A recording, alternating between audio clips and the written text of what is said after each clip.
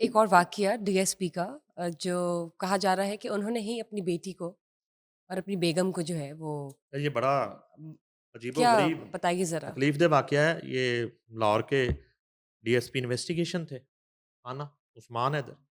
तो एक साइल हमारे पास आया जिसने कुछ 406 का एक मुकदमा दर्ज करा रखा था और वो जो फ्रॉडिया था, मुल्ज़म, वो काबू ही नहीं आ रहा था। हाई कोर्ट से बेल भी रिजेक्ट हो गई गिरफ्तारी के लिए तो। जी, मैंने हुकाम को वो डिटेल भेजी, फौरी तौर पे एक्शन हुआ तो डीएसपी काना जो है, उस्मान हैदर की ड्यूटी लगी, किसी शख्स की कि फौरी तौर पे उस मुल्ज़म को, फ्रॉडिये को अरेस्ट किया जाए। इमरान बरक़ात जो है, आईओ थे नीचे, इंस्पेक्टर। तो मेरी इस सिलसिले में सेम डे इनसे बात होती है, इस डीएसपी से। तो मैं वो कहता है जी कि इस तरह वो हदायत आई है कि इस मुल्ज़म को फौरी पकड़ना है, तो उसकी कोई निशानदेही और इस तरह का मामला। तो ये एक दफ़ा मेरी फ़ोन पे डिस्कशन हुई। अच्छा, मैंने समझा कि यार बड़ा ज़िम्मेदार ऑफ़िसर है भाई। फौरी तौर पे उसने एक्शन शुरू कर दिया जी। और वो same night early in the morning वो मुल्ज़िम गिरफ्तार भी हो गया जो पिछले कई माह से चक्कर दे रहा था, काबू नहीं आ रहा था। तो मैंने कहा यार बड़ा ज़बरदस्त ऑफ़िसर है। फिर अचानक क्या होता है कि मैं एक दफ़ा दोबारा उसके फ़ॉलो-अप के लिए जब राब्ता करने की कोशिश करता हूँ, तो पता चलता है कि वो अपनी ड्यूटी पर मामूर नहीं है, उनका कोई इश्यू चल रहा है, उनकी बीवी और बेटी लापता है। अच्छा, वो एक बड़ा अजीबो-गरीब मामला था।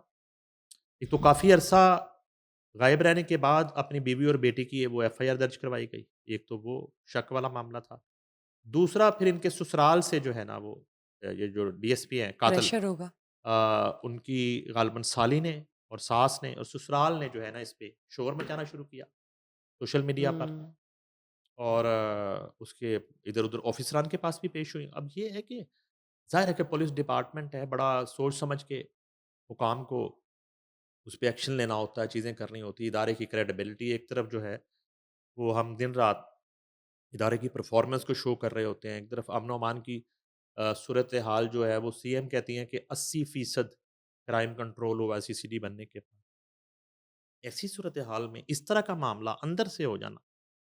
अच्छा, अब कहानी ये है कि अब ये मौसूफ़ जो हैं वो एक्सपोज़ हो गए और इस वक़्त महज इंटरिम बेल पे कुछ दिन की, लेकिन तफ्तीश इनसे हो चुकी है। मेरे ख़्याल इस हवाले से वजह क्या बनी सर? डीआईजी इन्वेस्टिगेशन जो है ज़ीशान रज़ा ने कोई प्रेस कॉन्फ्रेंस भी की है ग़ालिबन।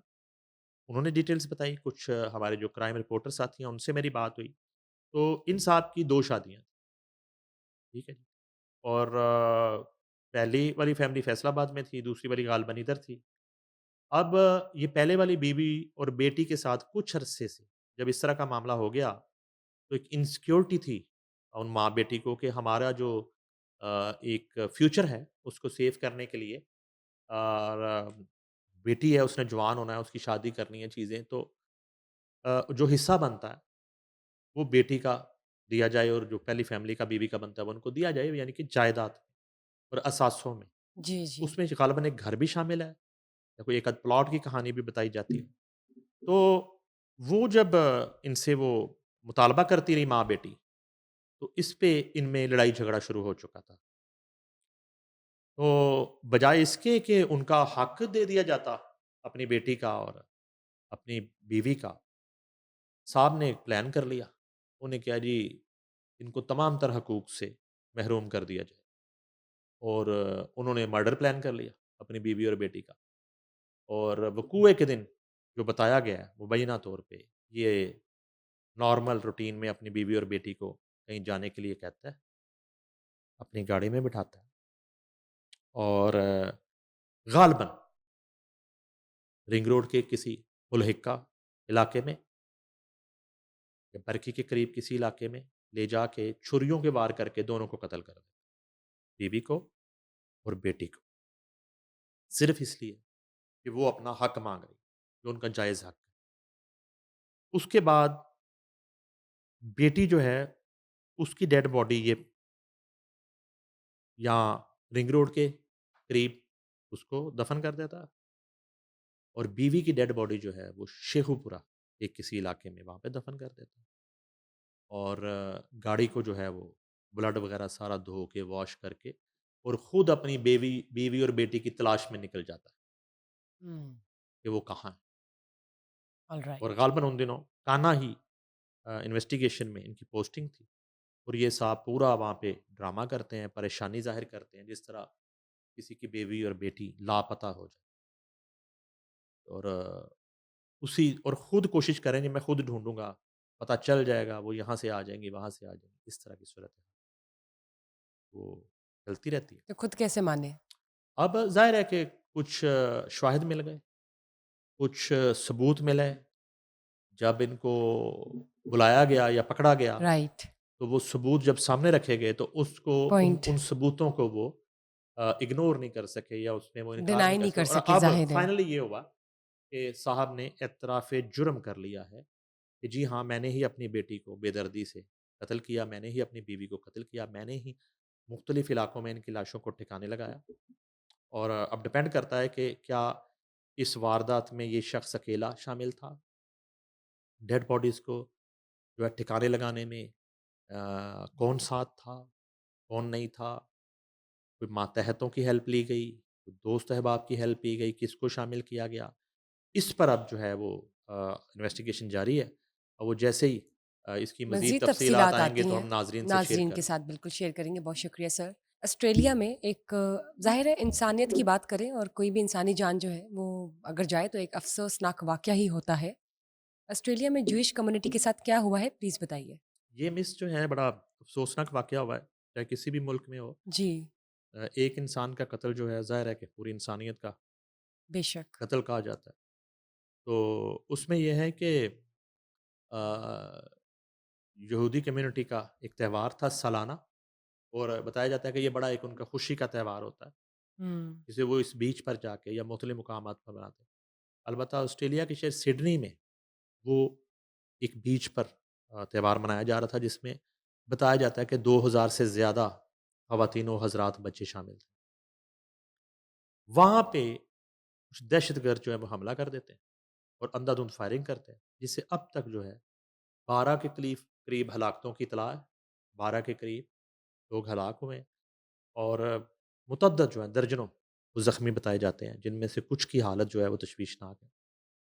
अब उसमें ये होता है कि एक हमलावर जो है ना, वो तो अ, मुतल्लका जो सिक्योरिटी है, पुलिस है, उसके पहुँचने पे क्रॉस फायरिंग में मारा जाता है और एक ज़ख्मी हालत में एक मुस्लिम ऑस्ट्रेलियन जो है, अहमद नाम बताया जाता है, उस शख्स का, जो अपनी जान पे खेल के बड़ी हिम्मत करके उस शख्स को गन समेत दबोचता है, उसको पकड़ता है और मैं समझता हूँ कि मज़ीद कई लोगों की जानें बचा लेता है।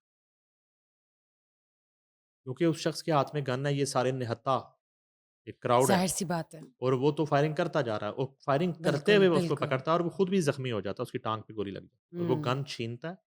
इसकी सीसीटीवी फुटेज जो आ चुकी है और इस वक़्त वो शख्स अहमदुल अहमद जो है वो हीरो है पूरे ऑस्ट्रेलिया का जिसने पता नहीं कितने लोगों की जानें जो है वो बचाई है अपनी जान पे खेल के। अच्छा इसमें एक और ड्रामा होता है कि एक नवीद नामी शख्स अचानक से इंडियन मीडिया पे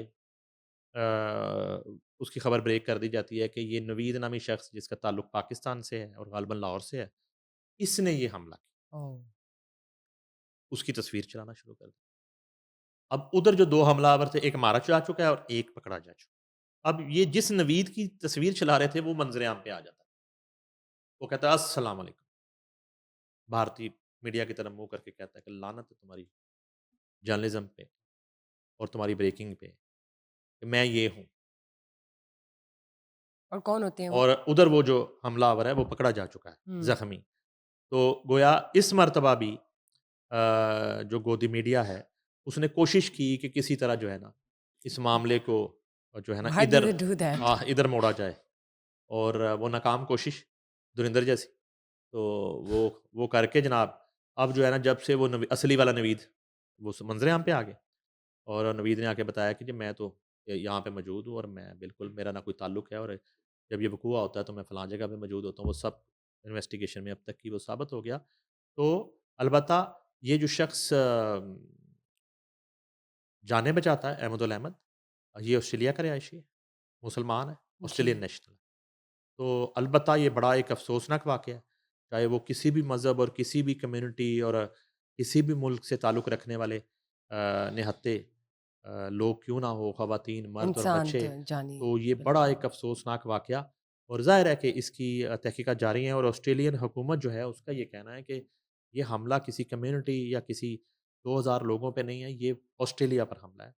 ऑस्ट्रेलिया की सालमियत पर हमला है और ये खुली दहशतगर्दी है। और कौन कोई पता चलेगा कौन अलबत्ता है? हाँ जी, हाँ, ये जो है ना अब इसका तयन जो है वो बाकी वो है। किया जाएगा और वो इस तरह की कंट्री है कि वहाँ दूध का दूध, पानी का पानी हो जाएगा और जिस मुल्क से बिलॉन्ग वो करते होंगे वो दहशतगर्द और हमलावर, ज़ाहिर है कि उनके लिए सख्तियाँ और पाबंदियाँ जो हैं वो उसको फ़ेस करना पड़ेगी उन्हें और ये लोग कहाँ से आए? अलबत्ता ये जो हमलावर हैं इनके कुछ साथी जो है वो मंज़र-ए-आम पे आए हैं, जिन्हें हिरासत में लिया गया और फिर छोड़ दिया गया। सिर्फ़ इन लोगों की जो सरगर्मियाँ हैं और एक्टिविटीज़ हैं, वो जानने के लिए कि ये किस तरह की एक्टिविटीज़ में शामिल थे और ये कौन-सा ग्रुप है, कौन-सा गिरोह है या वहाँ तक पहुँच चुकी है ऑस्ट्रेलियन इन्वेस्टिगेशन और बताया ये जाता है कि इनमें से एक जो शख्स है उसके पास बेशुमार लाइसेंस थे असले के, ठीक है? जिसका उसने फ़ायदा उठाया और अगर वो कैरी भी कर रहा होगा कहीं पे असला तो वो लाइसेंसी हथियार थे। और वो बआसानी उस मुकाम तक पहुँचा। अब इस कम्युनिटी से उसको क्या इश्यू था? इस मॉब पे हमला क्यों किया?